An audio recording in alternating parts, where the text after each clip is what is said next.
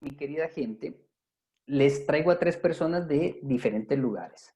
Les traigo a la señorita Joana García. Ella es gerente de recursos humanos en Punta Cana, lugar paradisíaco donde algunos de nosotros hemos ido o tenemos muchas ganas de ir.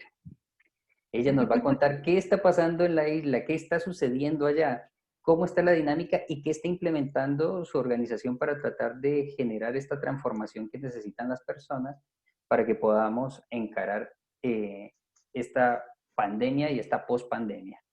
Por otro lado, les tengo al señor Cristian Blanch. ¿Lo ven por ahí en la camarita? Allá, ahí saludo. Él es chileno y él tiene una organización que me parece muy bien interesante, Tax Advisor, y él se especializa muchísimo en dos rubros importantes. Aparte de ser abogado, ser una persona muy conocida aquí en Chile, a su vez, él es especialista en todo este tema impositivo, ¿no? ¿Cómo hacemos para que no paguemos tanto o lo paguemos bien pagado?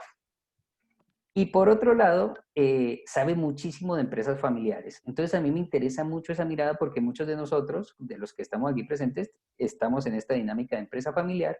Entonces esta mirada que nos puede aportar para mí es supremamente valiosísima y aparte que vamos a saber cómo está Chile.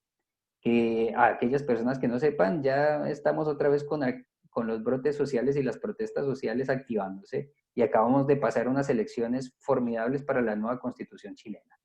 Entonces, después de presentar al señor Cristian, vamos a hablar con el señor Hugo Surazi. Él es argentino, trabaja para Big Bienestar. Él le encanta el tema del marketing. Él le encanta posicionar cosas. Pero encima de eso, su organización hicieron un clic. Y entonces, en cuestión de meses, para no quebrarse, todo lo que tenían presencial lo tuvieron que volver virtual. Entonces, hicieron un movimiento que es importantísimo y me gustaría compartirles a ustedes ese movimiento y que él les pueda contar cómo hizo lo que hizo y que miremos estas historias desde diferentes lugares a ver cómo nosotros también podemos aportar. Entonces les explico la dinámica del ejercicio que vamos a hacer el día de hoy. Cada uno de nuestros expositores va a contar con 15 minutos para contarnos este tema que tiene. ¿Sí? Les pido a ustedes que tomen todas las preguntas que quieran hacer y ténganlas ahí congeladitas, porque después de que todos hablen, vamos a abrir los micrófonos y ahí ustedes se dedican a hacer todas las preguntas que quieran. ¿Estamos de acuerdo? Perfecto. Bueno, entonces, no siendo más, vamos a empezar con la señorita Joana, porque como dijo el señor Cristian, las damas primero. Así que, señorita Joana, por favor, el micrófono es Muchísimas suyo gracias. y la cámara es suya. Muchísimas gracias. Muchísimas gracias, Julio, por la oportunidad de poder compartir un poco de las cosas que vamos haciendo en nuestro día a día. Y gracias a todos los que están aquí presentes, compartiendo con nosotros un momentico de su tiempo para escucharnos y ver cómo va moviéndose el mundo desde las distintas áreas donde estamos. Yo le voy a compartir brevemente qué cosas estamos viviendo en República Dominicana de manera general, pero antes quisiera comentarte, Grupo Punta Cana es una empresa, es un holding de empresas que tiene dos empresas. Esas dos empresas operan de manera distinta. Tenemos un aeropuerto, que es el Aeropuerto Internacional de Punta Cana. Tenemos toda el área de hospitalidad, que maneja toda la parte hotelera, Westin, Four Point, Tortuga Bay, la parte de campos de golf La Cana, Corales, Hacienda, etcétera. Y tenemos un área que se encarga de toda la parte de sostenibilidad y sustentabilidad del destino a través de proveer los servicios básicos a todo lo que es el área de resort. Dándole de manera general así, hablándole de manera general así, de Grupo Punta Cana, pues le comento rápidamente un poquito del tema que nos ha puesto Julio a compartir, que tiene que ver con la nueva normalidad.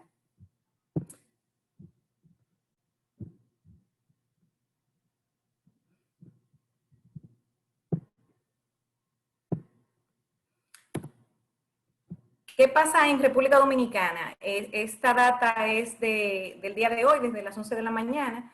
Actualmente esta es la realidad de COVID en República Dominicana, de acuerdo a los datos que suministra el Ministerio de Salud Pública de nuestro país. A la fecha nosotros tenemos un total de 19.926 casos activos de COVID y 2.232 personas fallecidas. Esa es la data actualizada hasta las 11 de la mañana del día de hoy. ¿Cómo se ve eso en nuestro país? A mí poderosamente me llama la atención que el día 8 de octubre el ministro de Salud Pública de nuestro país, el doctor Plutarco Arias, compartía con toda la población unas estadísticas que generan mucho la atención ante un evento mundial que paraliza el mundo. Y él habla de que solamente el 30% de la población de los dominicanos teme contagiarse del COVID.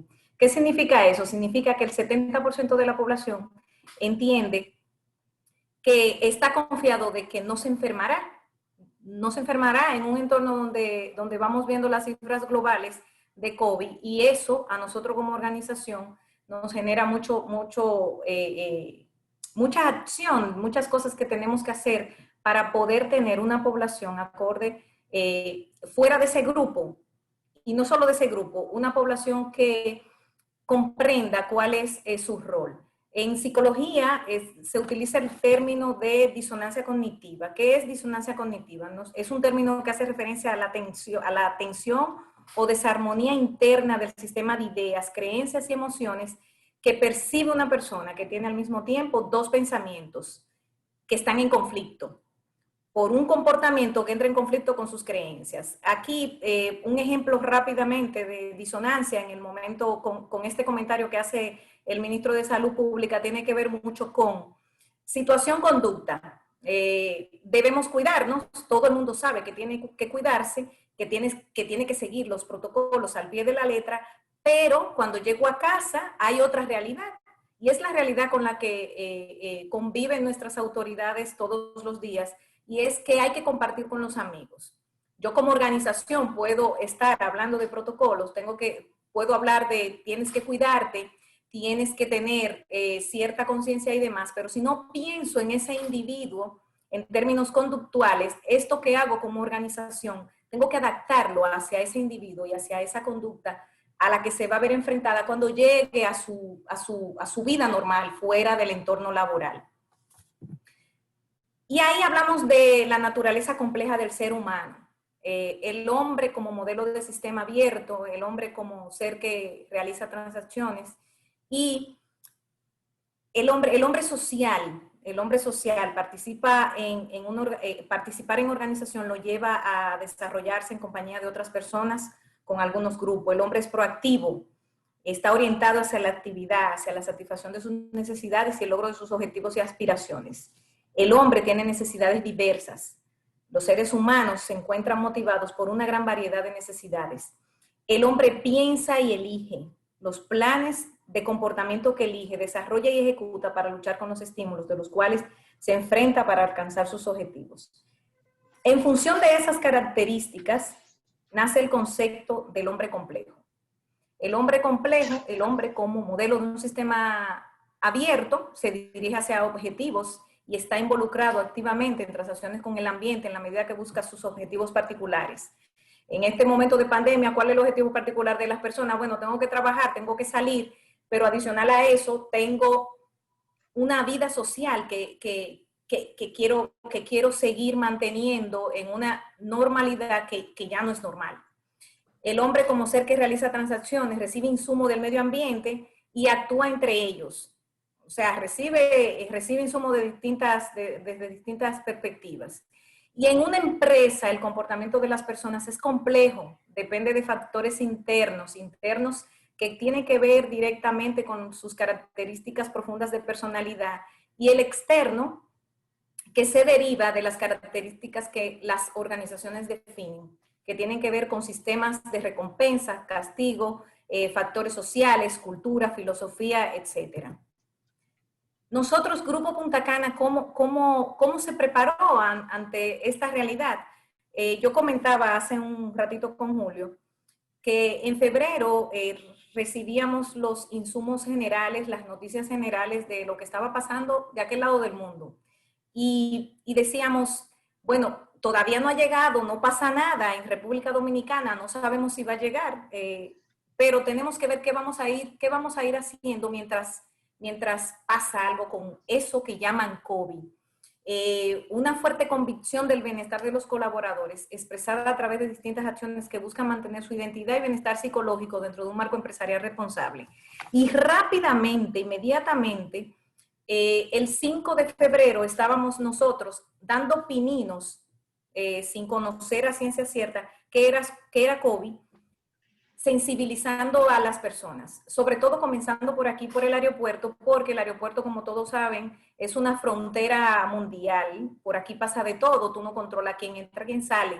Lo cierto es que el personal está expuesto, entonces inmediatamente el 5 de febrero, recuerdo como ahora, comenzábamos a dar charlas y a tener conversaciones con los colaboradores, sensibilizándolo de aquel lado del mundo está pasando algo y nosotros queremos que tú empieces a prepararte. Y así comenzamos con todo.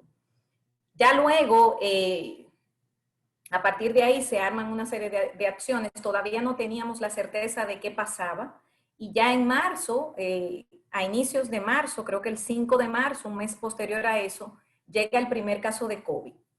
Cuando llega el primer caso de COVID, pues llega el momento de cerrar y de comenzar a hacer toda una estrategia y todo un plan de trabajo que involucrara a la organización completa. Y en ese momento comenzamos con todo un proceso que en su inicio se llamó, o se llama todavía porque sigue corriendo, Juntos Somos Más Fuerte, apoyado de toda la parte de desarrollo organizacional y la Vicepresidencia de Gestión Humana. Se arma todo un proceso de reforzamiento continuo del cuidado activo y protocolos. Se definen protocolos claves de actuación ante la enfermedad y a partir de ese momento no era solamente definir los protocolos, era cómo esos protocolos, yo tenía que verlo no solamente hacia el individuo dentro de la organización, sino sensibilizar al individuo porque va a estar allá afuera en una población probablemente ávida de información, probablemente con poco espacio para saber todas las cosas que se tenían que hacer. Y en ese momento, pues, Grupo Punta Cana lanza Juntos Somos Más Fuerte. Es todo un programa que mantiene tanto al colaborador como a sus familias involucrados en todo este tema, con información oportuna y con información directa sobre el cuidado activo.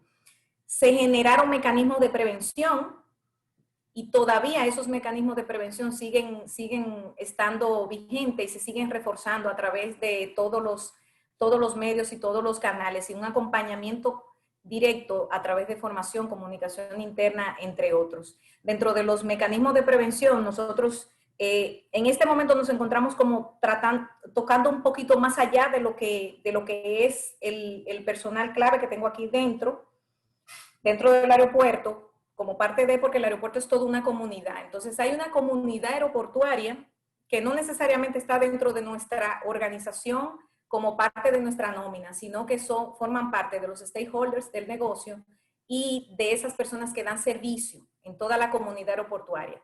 Nosotros decíamos, y volviendo al comentario de nuestro ministro de Salud Pública, ahí hay una población que no comprende el tema de protocolos y nosotros tenemos que involucrarlo con todo esto.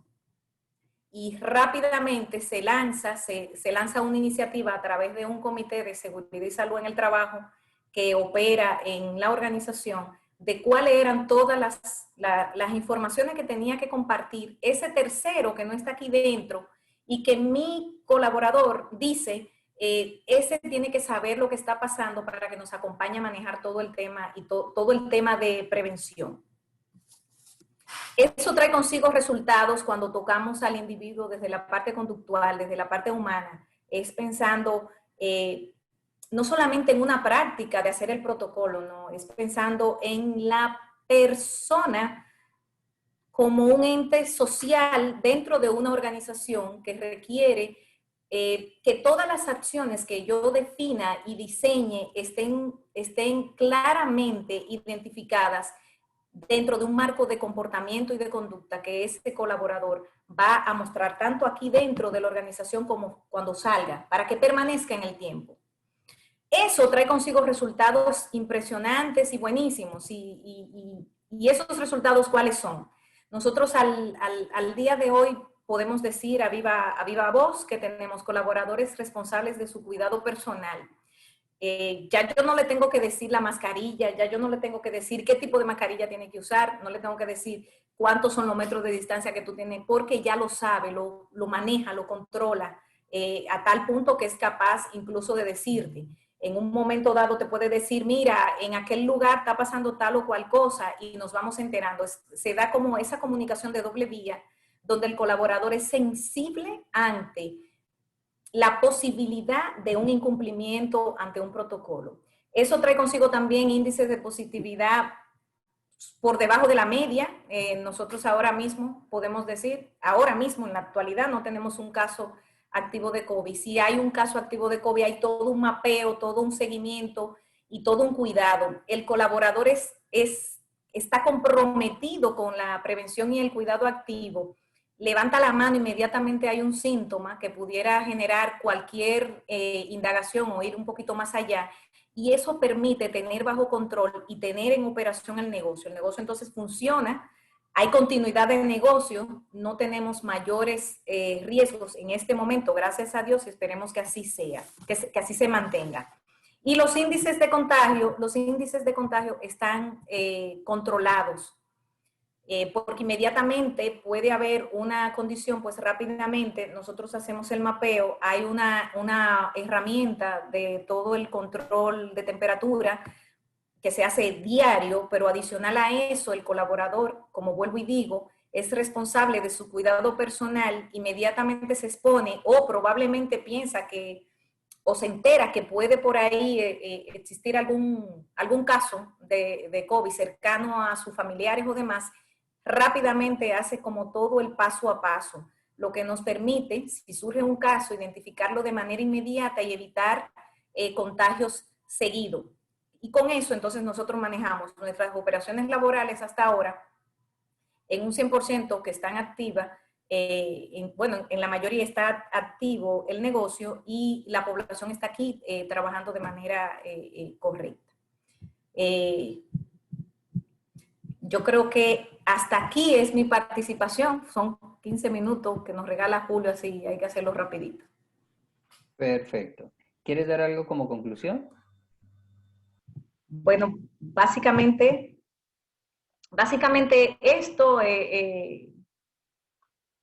estamos ahora mismo manejando durante el COVID, o sea, tuvimos un antes del COVID, durante el COVID, estamos en ese proceso de controlar todo lo que pasa con relación a la enfermedad y manejar los niveles de productividad y de trabajo dentro de lo normal, dentro de lo que se puede llamar normal. Perfecto. Muchas gracias, querida Giovanita. Y ya vamos a entrar a preguntitas después de que todos den su ponencia. ¿Listo? Perfecto. Bien. Bueno, ahora vamos a dar paso al señor Cristian. Cristian desde Chile, bienvenido, estimado. Es suyo el micrófono, es suya la cámara.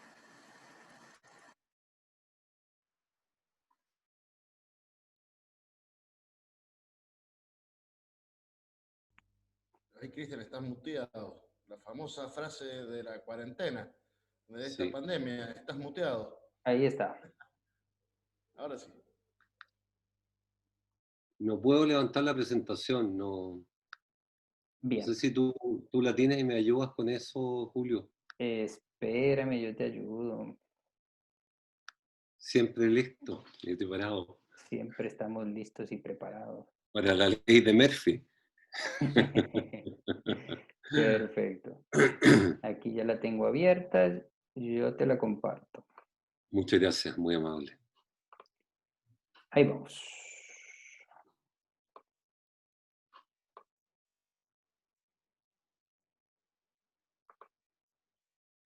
Excelente. Ahí esperamos un momentito que acabe de cargar completamente. Bueno, en primer lugar, quiero agradecer a Julio por esta invitación que me ha hecho para hablar en definitiva de la situación que vivía Chile en relación con las empresas familiares. Y para esta exposición, en primer lugar, no sé si me puedes avanzar la transparencia, por favor. Lo que hay que comentar que en nuestro país hay un doble shock, y esta vivencia, este doble shock se produce básicamente por los disturbios sociales acaecidos en octubre, el 18 de octubre del año pasado, que fue una cuestión realmente inédita, en la cual no estábamos preparados. Hemos estado preparados por las protestas y quizás por la indignación de la gente, por distintas situaciones que han acaecido en el país, pero nunca estuvimos preparados para ese nivel de violencia y de destrucción, donde nadie se salvó. No se salvaron ni la iglesia, ni los locales comerciales, ni las autoridades, nada.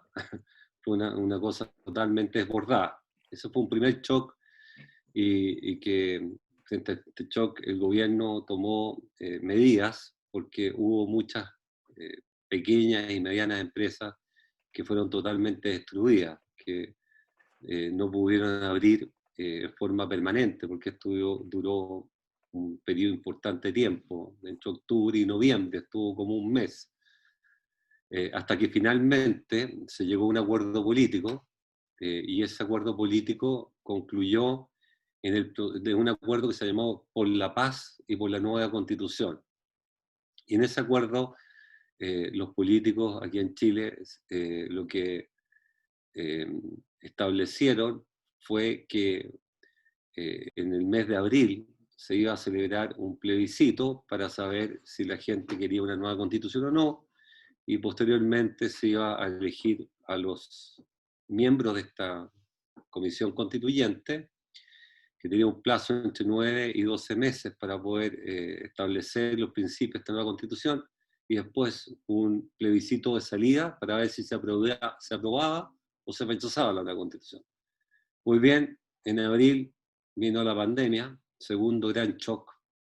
Nosotros ya veníamos atropellados por este camión, que no habíamos alcanzado a verle la patente, nos estábamos levantando, y vino otro camión de la otra dirección, que es algo que ha afectado mundialmente. No tengo por qué, o no es necesario comentar detalles, porque los detalles han sido generalizados en todos los distintos países del mundo. Joana ya demostró algunas cifras.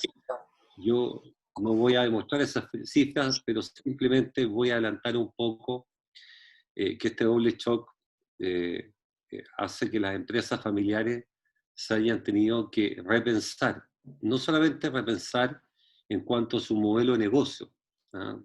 Cambiar el modelo de la venta física a la venta en plataformas tecnológicas, por ejemplo. Un cambio que parece muy sencillo para la gente más joven, pero la gente que en definitiva es más tradicional, más conservadora, estos cambios son muy lentos, ¿ah? Son lentos. Como son lentos los cambios también del punto de vista de poder delegar el poder y traspasar la administración y las decisiones de la empresa a las nuevas generaciones.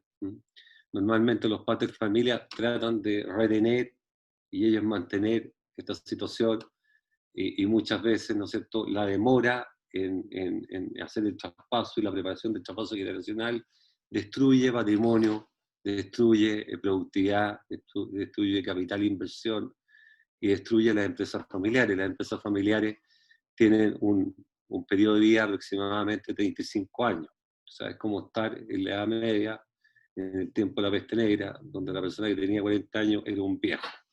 ¿Ah? Eso es más o menos lo que le pasa a las empresas familiares. Hay muy pocas empresas familiares que logran pasar a la segunda generación, entre un 17 y un 20%, y ya en la tercera generación son mucho menos, ¿ah? Un 3, un 5%. Entonces, esta es la situación. ¿Por qué es importante este doble shock y por qué lo conecto con la empresa familiar?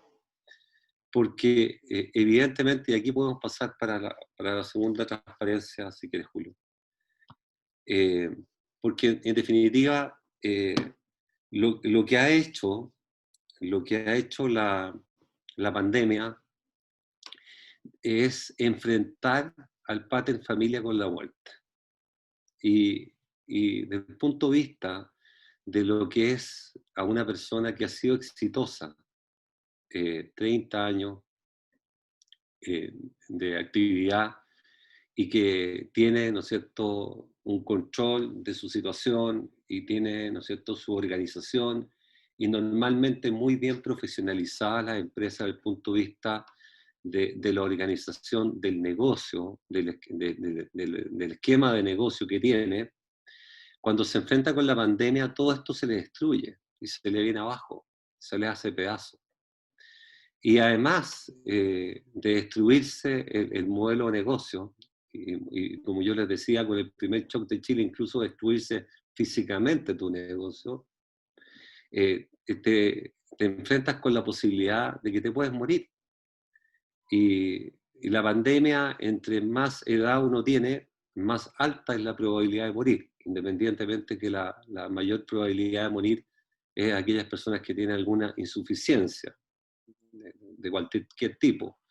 Pero la edad también influye, y por eso que las personas, ¿no es cierto?, de más edad, que aquí las denominamos de la tercera edad, son aquellas personas que estuvieron incluso con prohibición a veces de poder salir y con cuarentena permanente, no podían salir de la casa. Entonces, no solamente había una situación de que uno se podía enfrentar con la muerte, sino a las personas sobre 75 años, no las dejaron salir nunca más del domicilio. ¿Ah? Y ahora recién, ya en la tercera etapa, muy avanzado de abril, estamos hablando de octubre, varios meses después, recién han podido empezar a salir. Y esto lo que ha hecho, este proceso ha hecho que esta persona que estaba limitada de su libertad personal ha tenido que ir delegando a las personas más jóvenes o delegando, ¿no es cierto?, en la familia que no había participado de la empresa, estas funciones y escuchando además los proyectos de las plataformas tecnológicas o de ocupar las redes sociales como canales de distribución de los productos, los servicios de la empresa familiar. Entonces, este enfrentarse con la muerte se ha anticipado, ¿ah? Porque no solamente se le anticipa a la persona que tiene 75 años, el que tiene 50, el que tiene 40, y el que tiene 60 también se ve expuesto a esto, porque a todo, porque uno tiene vecinos, tienes conocidos que han fallecido y eran jóvenes y no tenían ningún tipo de enfermedad, porque también depende cómo le puede afectar, ¿no es cierto?, este contagio, dependiendo de las circunstancias en que se dé, etc. Entonces, este enfrentamiento con los muertos ha precipitado y ha adelantado el traspaso generacional de las empresas familiares en Chile. Eso es lo que ha sucedido. Nosotros vemos que esto ha permitido, en una forma positiva, ¿no es cierto?, poder reencontrar a la familia en las casas, y a su vez aquellas personas de más edad que les costaba, digamos, delegar y entregar el poder, se han visto obligados a hacerlo y a confiar más en las nuevas generaciones y en los nuevos proyectos, porque también la misma pandemia ha hecho que los modelos de negocio hayan cambiado, e incluso no solamente el modelo, sino a veces el negocio cambió en forma muy, muy diferente. Avancemos, Julio, por favor. Bueno, detrás de esto, ¿cuál es el tema de la empresa familiar? En la empresa familiar, igual que la empresa inmobiliaria, se dice que hay tres razones que son fundamentales de la empresa familiar. En la empresa inmobiliaria, los que son inmobiliarios o han tenido alguna vez un proyecto inmobiliario, se dice que las tres cosas más importantes en una inmobiliaria es la ubicación, la ubicación y la ubicación. Porque cuando yo adquiero el terreno, lo importante es dónde está ubicado el terreno. Se gana la plusvalía, gana la posibilidad de construir un edificio en altura, de hacer un condominio, etc. Y eso genera una rentabilidad a ese proyecto inmobiliario. Bueno, en las empresas familiares, las tres cosas más importantes son la sucesión y la sucesión. Porque uno tiene que, en el fondo, no solamente ser exitoso en el desarrollo del negocio, sino si uno pretende que este negocio se permanezca en el tiempo, uno tiene que educar a la nueva generación.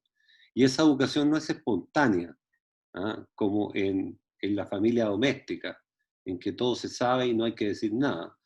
En la familia empresaria hay que profesionalizar esto, porque como dice Fernando Nogales, nuestro querido Fernando Nogales, experto en empresas familiares, ¿no es cierto? Él es psiquiatra, psicólogo, empresario.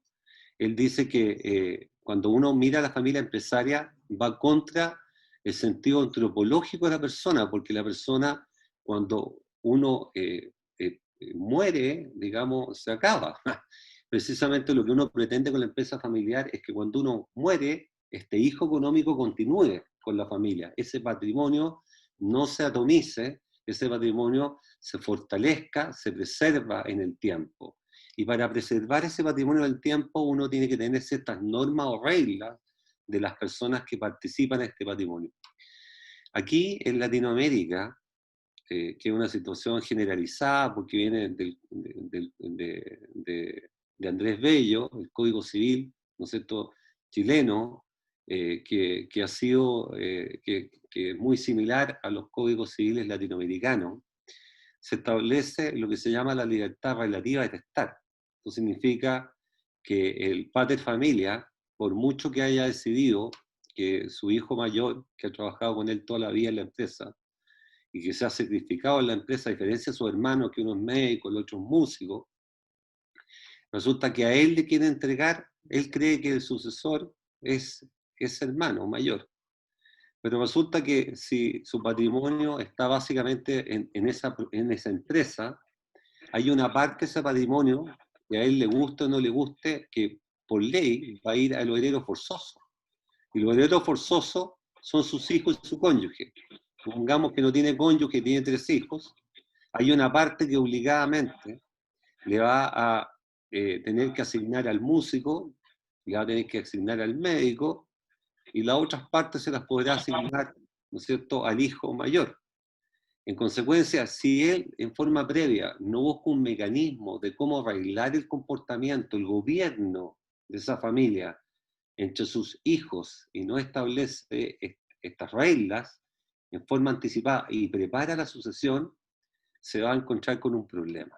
Y esos problemas normalmente se traducen en que las personas que no están cerca de la compañía, que no se han fidelizado, no le tienen cariño a la compañía y lo único que quieren es vender y hacer caja.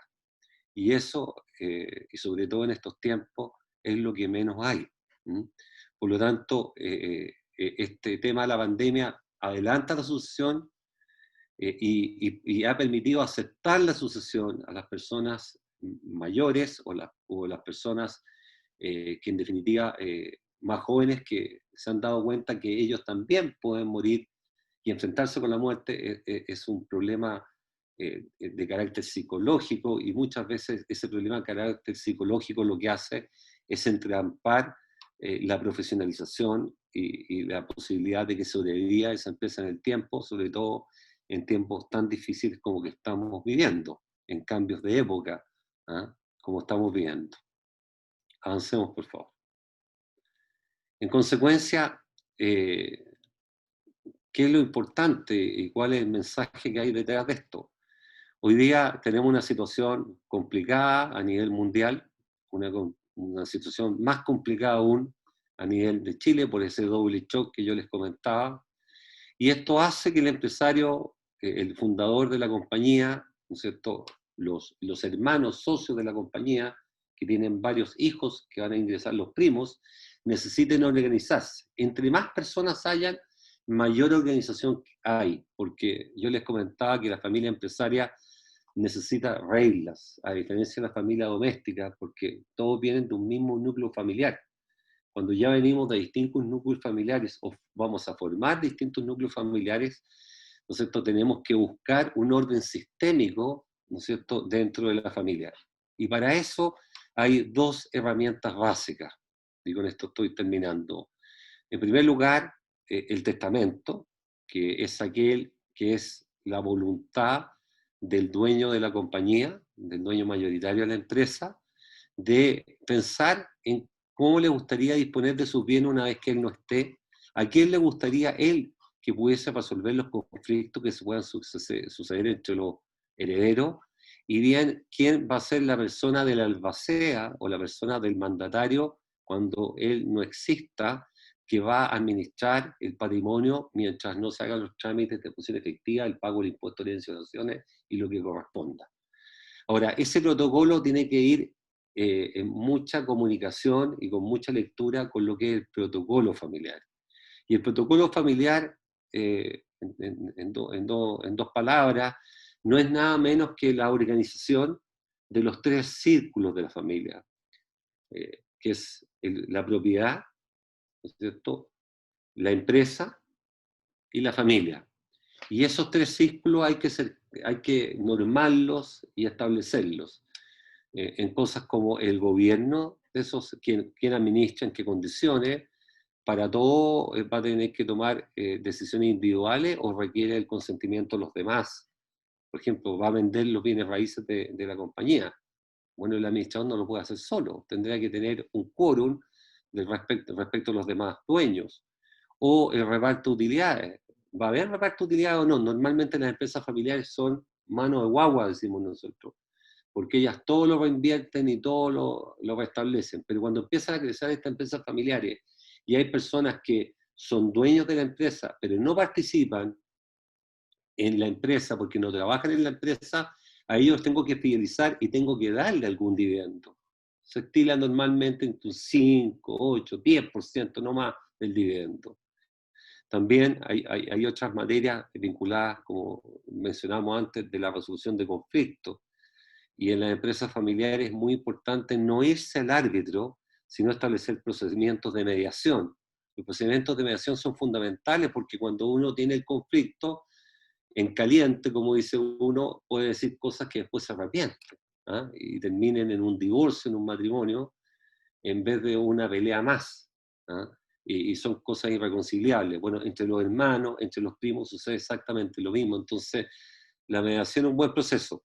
Bueno, y hay una serie de otras características del protocolo, pero testamento y protocolo tienen que ir de la mano, y por eso que no basta con que haya reaccionado el padre de familia y se dé cuenta y se enfrenta a esto, sino ahora tiene que actuar.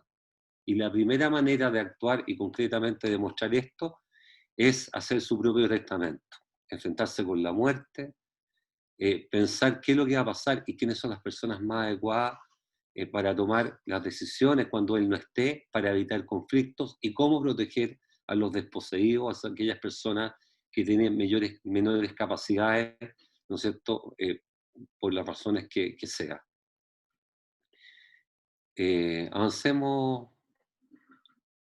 Julio. Yo creo que eso es mi presentación, y yo me quedaría con una conclusión de esto, es que en Chile la pandemia ha adelantado el traspaso de las empresas familiares a las nuevas generaciones, pero para ello no basta con que se dé cuenta el pater familia, sino que utilice estos instrumentos jurídicos de la empresa familiar que son esenciales, que son el testamento y el protocolo.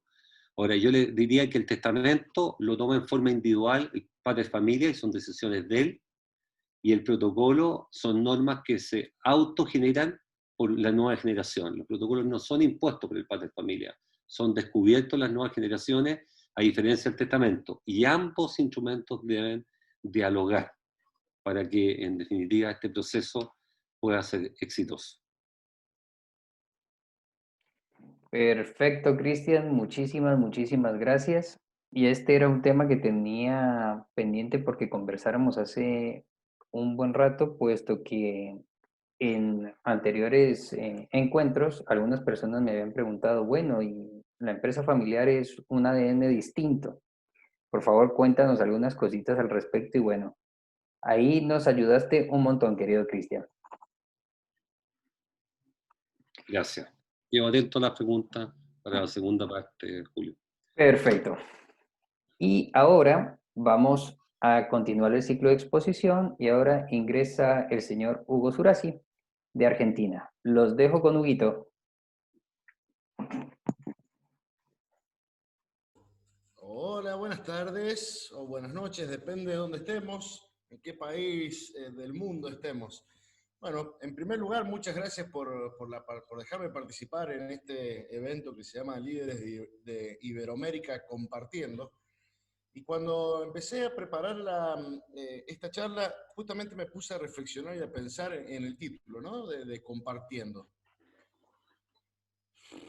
Líderes compartiendo. A mí me enseñaron de chiquito que compartir significa que si yo tengo uno y vos no tenés nada, los dos tenemos la mitad. ¿Sí?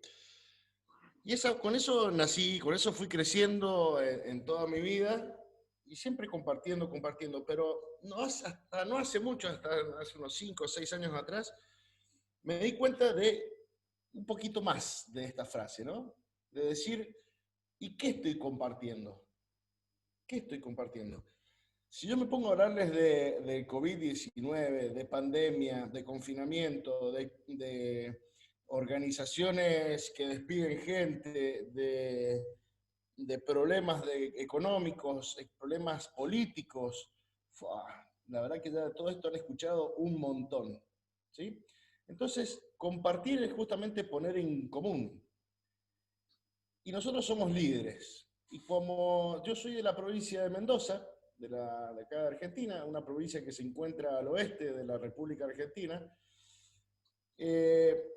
justamente al límite de la cordillera de los Andes, nosotros somos los líderes, seríamos como guías de montaña.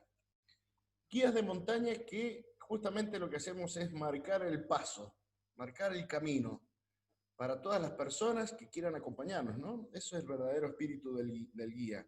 Hoy estamos en una crisis. Y la crisis se puede definir, siguen viendo la presentación, ¿no es cierto? Sí. Julio, ¿se ve la presentación? Porque a mí como que se me corta. Sí, yo lo estoy viendo. Bien, bien, gracias. La crisis es una situación inminente a un cambio. Recién justamente ahí Cristian hablaba de cambio, ¿no? Entonces, la crisis que hoy estamos viviendo en todo aspecto es una situación inminente de cambio. ¿Y qué es el cambio? ¿Cómo se puede llegar a definir el cambio? Justamente, ya que estamos en Chile hablando un poquito de esto, voy a citar a Maturana, que es un gran filósofo chileno, que dice que lo importante del cambio no es hacia donde quiero cambiar, sino que lo importante del cambio es lo que quiero conservar. ¿Sí? Y acá traigo a colación esta imagen. Esta imagen me gustó, me es muy simpática, porque cuando nosotros estamos frente a un cambio y frente a una crisis, que es esta situación inminente al cambio, y frente al cambio, es como que, imagínense que ustedes están allá arriba del túnel amarillo, allí en la altura, y están a punto de lanzarse por ese túnel, ¿sí? Y obviamente que están con toda esa adrenalina, todo ese miedo, toda esa angustia que les genera la sensación de tener que lanzarse. Y en un momento se paran y dicen, no, me vuelvo. Y cuando miran hacia atrás, hay un montón de personas que están empujando hacia adelante que se quieren lanzar. Entonces digo, bueno, basta, me queda solamente lanzarme. Y cuando se lanzan, producen el cambio. Pero no se lanzan solos, se lanzan con toda esa energía que ustedes tienen dentro, con toda esa fuerza, con todo ese ímpetu, ¿sí? Y a medida que van transitando este túnel, van sintiendo esa emoción de el agua rozando por la piel, la adrenalina que empieza a subir y a bajar en máximos niveles, esa alegría de decir, ¡fua, lo conquisté! lo superé, me lancé, voy hacia adelante y esperando a llegar al fondo del agua, cuando están sumergidos en el agua y salen de vuelta a flote y decir, wow, y miran hacia atrás y la gente mirándolos y aplaude. Y es algo tan lindo. Entonces no hay que tenerle miedo al cambio. Hay un micrófono abierto. Porque el cambio me genera la oportunidad. Y para la oportunidad es justamente estar atento, ¿sí? Estar atento a ese punto de partida. Hoy toda esta situación que de más está decirla y traer la colación de la COVID y todo esto que les decía recién, nos da justamente la oportunidad de cambiar. Y vuelvo hacia atrás, cambiar, pero con el sentimiento y la certeza y el pensamiento de conservar eso que ya traía. Julio, cuando nos presentó al principio, dijo que yo pertenezco a una organización que se llama Big Bienestar. En Big Bienestar nosotros trabajamos con las organizaciones en todo lo que es justamente el bienestar organizacional. Y el bienestar no es ni más ni menos que estar bien. Y nuestro lema es poner en las organizaciones, poner en el centro de la escena a las personas. Porque si no pasa esto, en las organizaciones hoy nos dicen hay un excelente ambiente laboral, ¿sí? Y por dentro hay un montón de problemas, ¿sí? Hablamos de home office, ¿sí? Que las organizaciones se nos han llevado, se nos han metido en nuestras casas y tuvimos que correr los muebles y tuvimos que reacomodarnos. Bueno, nosotros cuando dictamos capacitaciones, actualmente estamos dictando lo que es la Certificación Internacional en Gerencia de Felicidad, el CHOP, o dicho en inglés, el Chief Happiness Officer. Nos encontramos con que los líderes buscan herramientas, buscan qué hacer, porque están desorientados, porque no saben cómo controlar a los followers en las organizaciones, cómo controlarlos en el buen sentido, no en el sentido freak, ¿no? Cómo colaborar. Porque hoy lo que la gente necesita, las personas necesitan, es estar en el centro de la escena y necesitan esto, necesitan ser escuchadas, necesitan poder abrazarlas, necesitan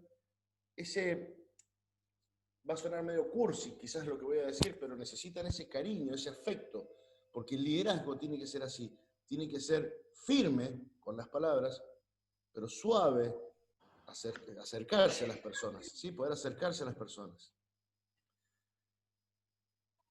Entonces, la pandemia, si bien nos ha igualado en muchos aspectos, también nos ha dado la oportunidad de justamente volver a encontrarnos y volver a poner en el centro de la escena a las personas. Y eso es lo que nosotros nos hemos podido lograr reconvertir y hacer con más fuerza desde Big Bienestar. Hoy estamos trabajando con un montón de organizaciones, grandes, pequeñas, medianas, de todas partes del mundo, desde México, desde Canadá hasta, no sé, España, Paraguay, Chile mismo, Uruguay, un montón de organizaciones que se están transformando justamente hacia esto, ¿sí? Hacia poner en el centro de la escena a las personas. ¿Y cuándo es el momento? El momento es ahora, si no, ¿cuándo lo vamos a hacer? Si no, ¿cuándo vamos a esperar un mundo mejor? Todos queremos un mundo mejor, pero si no lo construimos, con esto que les decía, si no somos nosotros los artífices de generar este mundo mejor, de generar una verdadera transformación del mundo del trabajo, ¿cuándo lo vamos a hacer? ¿Y por qué hacemos todo esto? ¿Por qué hacemos todo esto? Es la pregunta. Porque en definitiva nos lo merecemos estar en ambientes cálidos de trabajo, en que las organizaciones respeten a las personas, pero también que se consigan resultados, porque ese es el objetivo. Entonces, vincular respeto y resultado, poner en el centro de las personas, en el centro de la escena a las personas, animarse a ese cambio, empezar a ver la oportunidad. Son pequeños tips que nos ayudan a generar lo que es el bienestar.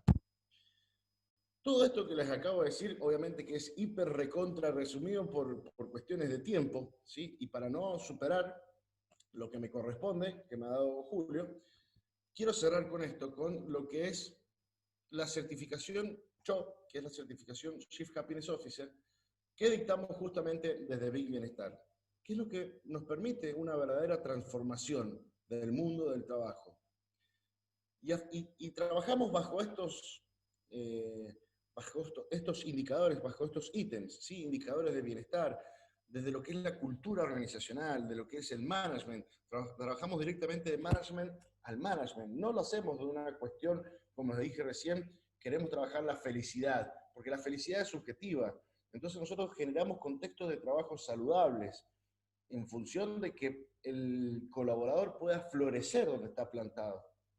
Trabajamos el bienestar corporativo, desde la mirada también de la felicidad y psicología positiva, generando relaciones confiables. Por eso les dije recién que las personas hoy necesitan justamente poder relacionarse, poder abrazarse, poder sentir la calidez, desde una verdadera transformación humana.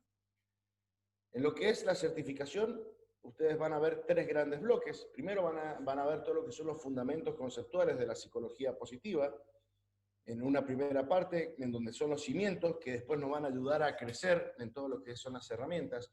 Van a ver el bienestar corporativo como estrategia empresarial y como práctica de gestión, ¿sí? Como una real ventaja competitiva de las organizaciones. Esto es fundamental. Trabajar el bienestar como una gran ventaja competitiva.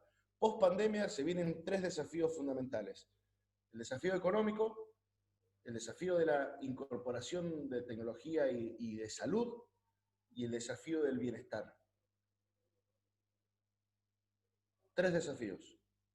Entonces, en este segundo módulo, en este segundo bloque de lo que es el bienestar, en la certificación van a ver justamente esta parte, ¿sí? Y por último, la investigación del bienestar y los resultados. Porque el bienestar se mide en las organizaciones, se puede medir, obvio. Y a partir de ahí, trabajar en lo que haga falta mediante un montón de otras acciones. ¿Cuáles son todas esas acciones? Justamente los invitamos a partir del 3 de noviembre a que se sumen a lo que es esta certificación. Yo ahora les voy a compartir ahí en el chat 2 cositas. La primera, que es un manual de bienestar organizacional que justamente hemos desarrollado con todo el equipo de BIC, que habla del bienestar en tiempos de pandemia. Y por otro lado, les voy a compartir lo que es la agenda académica de esta certificación. ¿Sí? Así es que, sin más, porque creo que se me terminaron los minutos, quedo abierto a preguntas, dudas que quieran hacer. Muchas gracias. Gracias, maestro. Muchísimas gracias por compartirnos esta información. Bueno, ya tuvimos 3 miradas, ¿no? Una mirada desde una empresa tropical, otra mirada desde esta dinámica de las empresas familiares que tienen, como pudieron darse cuenta, tiene una manera de ser y una manera de comportarse y desarrollarse muy diferente a una empresa convencional.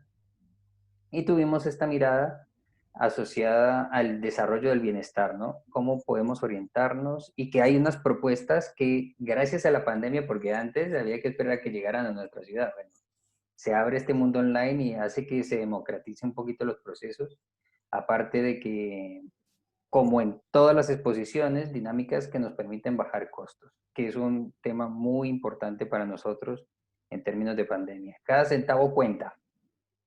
Entonces, ahora, mi querida gente, abrimos micrófonos, abrimos chat y cuenten qué preguntas tienen y a quién quieren dirigir sus preguntas. Así que, bien puedan. No me vayan a hacer quedar mal, pues.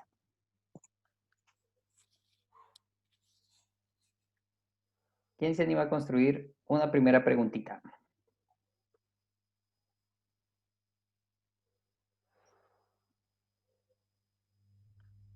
Están tímidos, Julio, están tímidos. Eso suele pasar en estos momentos. Yo también Exacto. yo no tengo timidez, pero tengo como miedo. Joana tiene mucho para contar de lo que es el bienestar en su organización, igual que la vi también por ahí a Karina Guava, que tienen mucho para contar. Cristian también tiene mucho para hablar de bienestar en todo lo que es organizaciones familiares, con tantos conflictos que suelen sucederse. Ahí la veo a Lorena, que es una ex-cho, ¿sí? Es una cho, en realidad, es una cho, una egresada de lo que es la certificación, que también nos puede contar un poquito de qué se trata. Bueno, pregunten, participen, Bueno. vamos, los escuchamos. Ahí, ¿cómo están? Bueno, va la primera pregunta. Ahí. Julio, Vamos, Ramón, bien pueda. la Piki. Bueno, quería preguntarle a... Cristian, Julio, No, al doctor el abogado. Cristian. A Cristian. Sí. ¿Cómo se orienta de alguna manera para poder iniciar todo lo que sería una organización familiar desde la perspectiva que nos propones de sucesión, testamento y protocolos, creo que era? Así es. Habiendo la voluntad de los pater familia, hay que juntarse en una reunión y definir las pautas de acción, porque lo más relevante aquí es la voluntad, porque muchas veces uno se junta y al final no hay una voluntad y eso hace que se frustren las expectativas, sobre todo de las otras generaciones, porque uno va, hace la cuestión, saca el protocolo y cuando hay que firmarlo todos están de acuerdo menos el papá. Entonces Claro. eso es una expectativa. No habiendo eso, todo lo otro se puede hacer en una pronta reunión. Ajá. Y fijar los parámetros. Porque lo que uno normalmente hace es como uno hace un testamento al tiro. Un testamento general. ¿Por qué? Porque ese testamento se puede modificar en cualquier minuto. Pero si uno no está el mes siguiente y no tenéis testamento, eso es mucho peor. Entonces uno toma como un testamento como emergencia y después lo ajusta. En relación con el protocolo y todo, que demora un poco más, porque hay que contar a todos los miembros de la familia, escucharlos, coordinar, ver qué participación tienen. A veces la gente, todos trabajan en la empresa. A mí me pasa cada rato. Está el cajero, está el sobrino, y está atendiendo en la carnicería el otro, y está en el camión el otro, y está toda la familia trabajando. Y hay otros que no trabajan y también les pagan. Entonces empiezan los problemas que uno tiene que entrar a profesionalizar y a cortar cabeza. ¿Pero por qué? ¿Pero cómo? Entonces una cosa es el dividendo y otra cosa es la remuneración. Son cosas diferentes, pues son roles distintos. Y a veces en la familia están confundidos porque se hace mucho caridad a través de la remuneración, pero eso es un gasto que afecta el resultado de la empresa, que no tiene nada que ver con la empresa. Si él quiere después regalárselo a la otra persona, después de pagar impuestos, vía dividendo, vía retiro, el problema es él. Pero no lo puede meter en la empresa porque la contamina y la deja desordenada. Eso cuesta mucho y eso requiere de un plan de profesionalización de la empresa. Ahora hay muchas organizaciones internacionales y hay una organización, hay dos organizaciones de empresas familiares iberoamericanas que se acaban de crear y que están muy activas. Entonces ellos te dan planes de profesionalización, porque tú tienes que estar estructurado y la familia tiene que tener ganas de participar, pues al final la voluntad es lo que decide todo, como en toda la vida. Sí, la verdad. Muchas gracias. Muchas gracias. Perfecto. Gracias Ramón, Piki, gracias Cristian. Por ahí alguien más estaba animando a hacer una pregunta. Bien. Lorena, me parece. ¿Cómo estás? ¿Cómo está Lorena? Ya que Hugo me dio un poquito de pie, primero comentarles que me sentí muy identificada con los tres expositores porque trabajo en una empresa familiar que se dedica a temas de salud en pandemia y trabajamos el bienestar organizacional en nuestra empresa, así que un poquito de todo hemos tocado, de todo lo que han tocado lo siento como propio en nuestro desarrollo diario.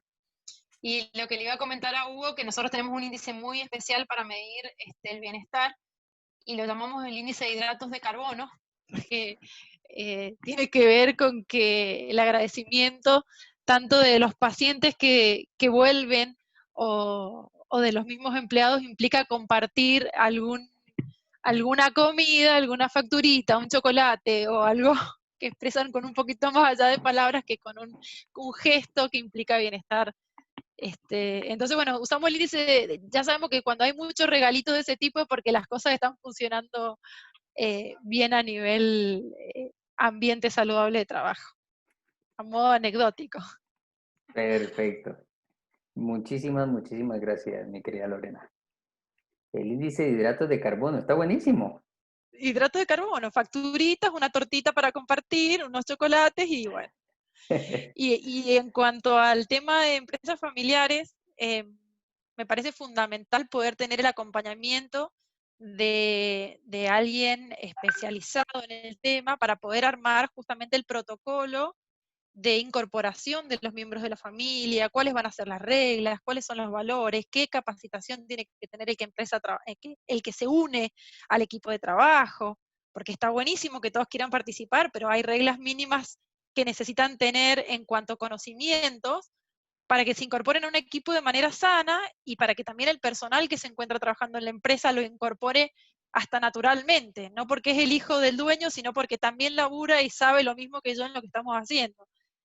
Así que bueno, está bueno que alguien con la experiencia de Cristian o personas especializadas en eso los puedan guiar en este armado del protocolo que es muy importante, para poder separar lo que es la empresa de lo que es la familia al momento de tener una reunión en la casa, comiendo un asadito, que no sea lo mismo que una reunión de directorio en la empresa decidiendo un tema patrimonial.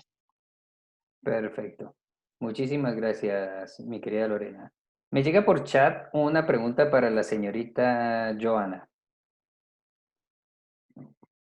Señorita Joana, la pregunta es la siguiente. ¿Cómo han hecho para poder poner a las personas con estas normativas en una cultura tan relajada y tan sabrosa como la dominicana?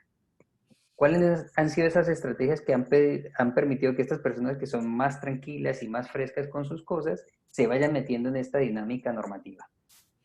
Buenísima pregunta y creo que fue el tema con el que comenzamos, que tiene que ver mucho con la disonancia cognitiva, porque el dominicano por naturaleza, como bien tú dices, Julio, es muy afable, es muy hospitalario, es muy de abrazos, de estar muy cerca de la gente, y es complejo. Al inicio fue muy complejo por eso mismo, porque hay que mantener distanciamiento físico. Todavía al sol de hoy nos genera cierta dificultad de que tiene que mantener distanciamiento físico. Ya no nos podemos saludar como nos saludábamos antes, porque ya eso cambió.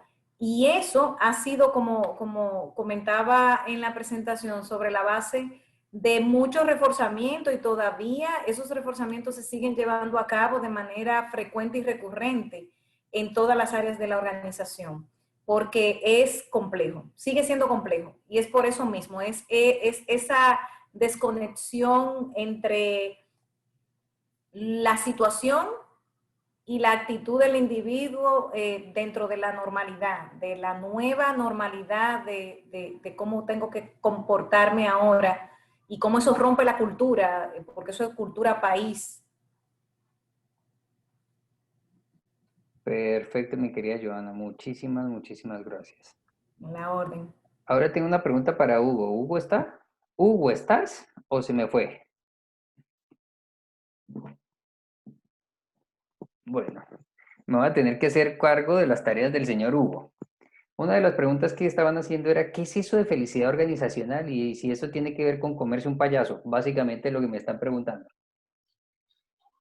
Bueno, ¿alguien se anima? Porque aquí me acuerdo que también hay personas que han hecho esta formación de Chief Happiness Officer para que les cuenten a la gente qué es esto de felicidad organizacional, de eso con qué se come, básicamente lo que me están preguntando. Bien, ¿querés que hablemos de algo de eso? Bien, pues la señorita está en su casa. Bien, consiste básicamente poner a la persona como centro de importancia dentro de la organización, al individuo con todas sus características.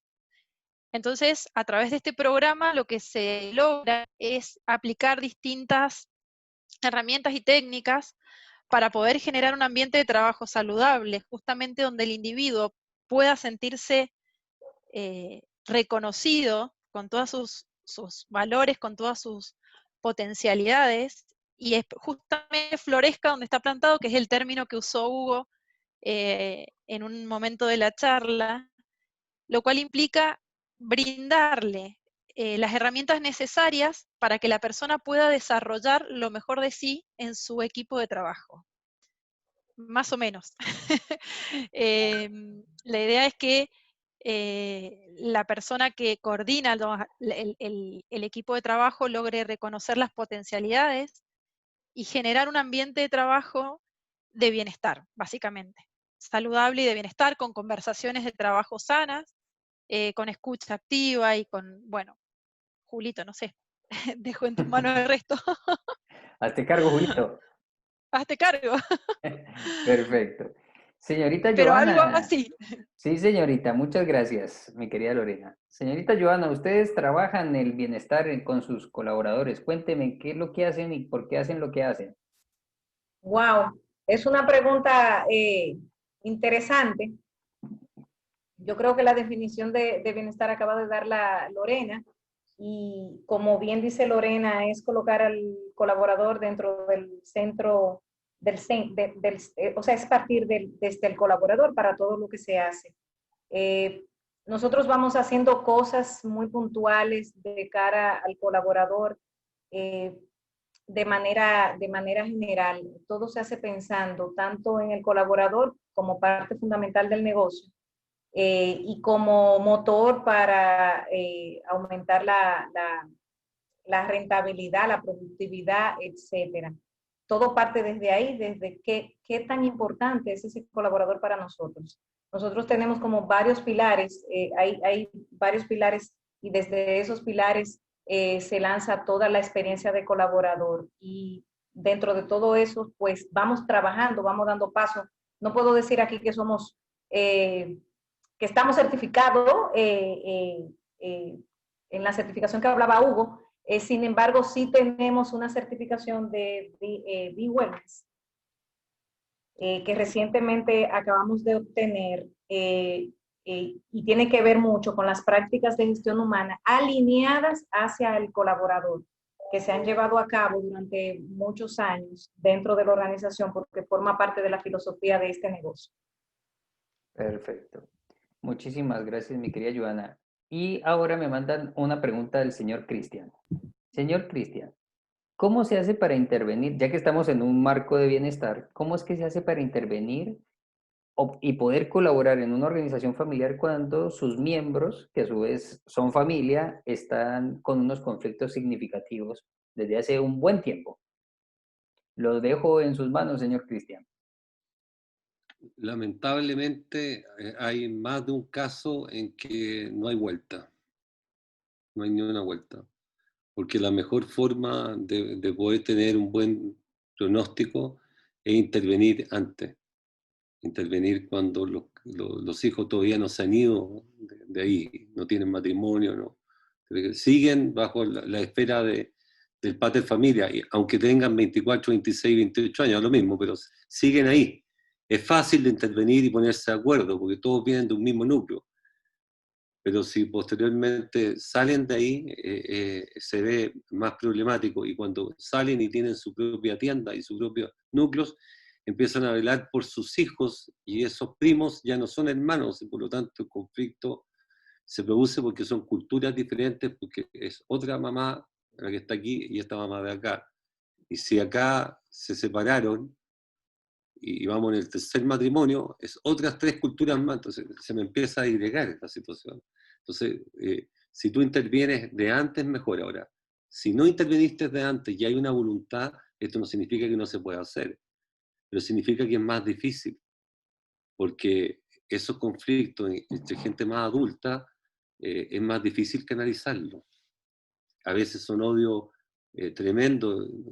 A mí me ha sucedido más de una oportunidad donde son patrimonios gigantes, gigantes, y están peleando por esto, pero no buscan la plata, lo buscan que el hermano se arrodille y le pida disculpas, porque ella sabe que él era el preferido del papá y siempre ella fue discriminada, y ella no fue considerada en su casa y fue basureada porque ella era artista y no se metía en la empresa. No tengo idea, estoy contando un cuento, ¿no? Pero ese tema emocional, y por eso que cuando uno trata de solucionar un tema de empresa, con un tema familia te equivocas, porque la familia no es la rentabilidad del negocio, ¿no? Los temas familiares van por otro lado, van por mantener, ¿no es cierto?, el tema de que nosotros no vamos a vender bebida alcohólica, vamos a vender solamente bebida, digamos, no alcohólica. Y ese es el sistema, y aunque sea un nuevo mercado, el Consejo Familia, que es el que decide las cuestiones más filosóficas y valóricas de la familia, que no es el directorio, porque son dos entes distintos. Uno maneja la empresa, el otro maneja la familia. Así como hay una junta accionista, aquí hay una asamblea de familia, y aquí hay un pacto accionista, aquí hay un protocolo, y estos dos conversan. Perfecto. Entonces la recomendación es, apenas veamos que algo está sucediendo ahí en el núcleo, la idea es intervenir a tiempo o aconsejar intervenir en ese momento sin esperar a que comiencen a sumarse culturas a la familia. Sí, lo ideal es que uno logre intervenir, quizás no para resolver el conflicto, pero sí para que se pongan de acuerdo ellos en un modo de resolver el conflicto. Ojalá nombren un mediador y después un árbitro de común acuerdo, para que sea en forma pacífica, porque si no, si te ponen en guerra, en juicio, y lleva a la justicia ordinaria, esto es mucho peor. Entonces tiene que ser como muy cerrado en la familia, porque ya nos vamos a tirar las cosas por la cabeza, que este fulano que tenemos todos confianza lo haga, depositemos en él y tratemos de que haya una mediación si tenemos un conflicto. O sea, es lo que le pasa a Chile más o menos. Que tenemos que canalizarlo a través de la nueva constitución, pero no en la calle, no tirándonos, quemando la iglesia. No podemos quemar las casas de la familia. Es exactamente lo mismo, la vía institucional. Y como no hay protocolo, no hay una vía institucional, entonces hay que hacerla rápidamente. Entonces, más que cerrar otros acuerdos, que será otro problema, tú cerras ese acuerdo mínimo de institucionalidad. Eso podría ser algo que se podría hacer. Perfecto. Muchísimas gracias, mi querido Cristian. Bueno, mi bella gente, debo ya comenzar a cerrar nuestro encuentro porque era de 1 horita, pero se nos fue 1:25. Nos vamos apasionando con las conversaciones y seguimos y seguimos y seguimos. Entonces, para respetar también sus tiempos y el tiempo de los panelistas, agradecerles también mucho. Muchas gracias, Johanna, por haber sacado un ratito y habernos abierto un espacio de agenda y estar aquí con nosotros acompañándonos. Muchas gracias, Cristian, también. Sabemos que eres una persona ocupada, pero que nos hayas dedicado un ratito para compartirnos esto es maravilloso y fundamental. Y al señor Hugo, muchas gracias y ya se las entregaré vía WhatsApp porque parece que nos ha abandonado. Por favor, a ustedes, muchas gracias por estar acá, por seguir acompañando estos ciclos, por seguir permitiéndonos crear esta perspectiva. La idea es que estos líderes que tienen tanta experiencia, tantos recursos, puedan compartirnos y quizás con una pequeña idea nos genere la inspiración que necesitamos para resolver ese conflicto o aquello que no hemos podido entender o que en nuestras conversaciones cotidianas no hemos podido generar que se caiga esa ficha para poder ordenar la problemática que tenemos en crisis.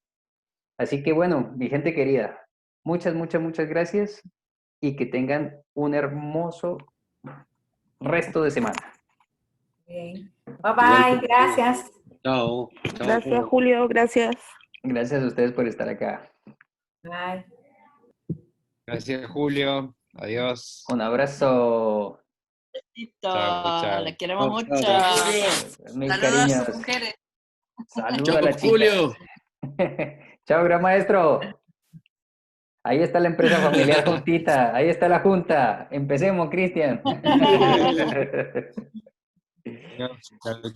gracias a todos. Gracias a todos. Chao, Un chao. abracito. Chao. Hermoso, Julio, hermoso.